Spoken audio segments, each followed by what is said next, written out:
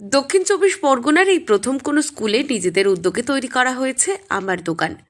যে দোকানে থাকা সামগ্রী পড়ুয়ারা নিজেরাই সেখান থেকে নেবে এবং জিনিসের যা দাম সেই নির্দিষ্ট টাকা নির্দিষ্ট বাক্সে রাখবে। এই পদ্ধতিতে পড়ুয়াদের ছোট থেকেই সৎ বানানোর চেষ্টা করা হচ্ছে। বিভিন্ন স্থানে সততা স্টোর দেখে নিজের নিজের প্রতিষ্ঠানে এই ধরনের উদ্যোগ নেওয়া হয়েছে। আমাদের স্কুলটা খুবই সুন্দর। আমাদের স্কুলে যে মাস্টারমশাইগুলো আছে, হেডমাস্টার সঙ্গে আরও যেসব 7জন মাস্টারমশাই আছে তারা খুবই ভালো এবং আমাদের ক্লাসও খুব সুন্দর হয় এবং তারা আমাদের খুব যত্নে রাখে। আমাদের স্কুলে আসতে খুবই ভালো লাগে, বাড়িতে একা একা থাকতেই ভালো লাগে না। এখানে আসলে তবুও ক্লাসে অনেক কিছু জানা যায়, বন্ধু বান্ধবের সাথে দেখা হয়, মাস্টারমশাইদের সাথে দেখা হয়, আমাদের খুবই ভালো লাগে। কি নাম? স্কুলের বাচ্চাদের জন্য রাখা হয়েছে খাতা, কলম, পেন্সিল, রাবার সহ বিভিন্ন শিক্ষা সামগ্রী।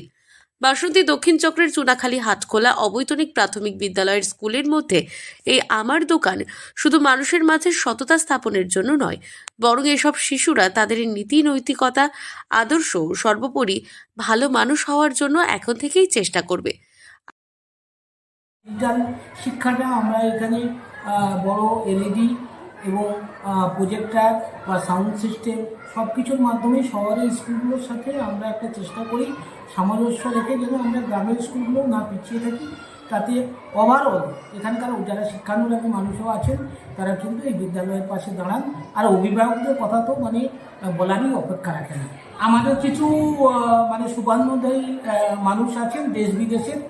আর এটাকে শুধু আমাদের স্কুল নয়, বাসন্তীতে 6টা স্কুল, বেহালার একজন প্রবীণ ব্যক্তিত্ব, তিনি বই লেখেন এবং তার জানাশোনা নামটা হচ্ছে শুভ্রেন্দু রায়চৌধুরী। তিনি আমাদেরকে যতটুকু পারেন বই লিখে বছরের বিভিন্ন সময়ে তিনি আমাদেরকে সহযোগিতা করেন এবং সেই সাথে সাথে আমরা যারা মাস্টারমশাই আছি আমরাও প্রতিটি ছাত্রছাত্রীর জন্য প্রত্যেক মাসে 500 টাকা করে এই নিউট্রিশনের জন্য আমরা কন্ট্রিবিউট করি।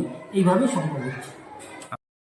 আপাতত স্কুলের প্রধান শিক্ষকের নিজস্ব টাকা দিয়েই শিক্ষা সামগ্রী কিনে রেখেছে এই আমার দোকান। তবে প্রতিদিন প্রধান শিক্ষক স্কুল শেষে হিসেব করে দেখেন কত টাকা বিক্রি হলো এবং বাচ্চারা ঠিকভাবে টাকা পরিশোধ করলো কিনা, সেই বিষয়টি নজর দিয়ে দেখা হয়।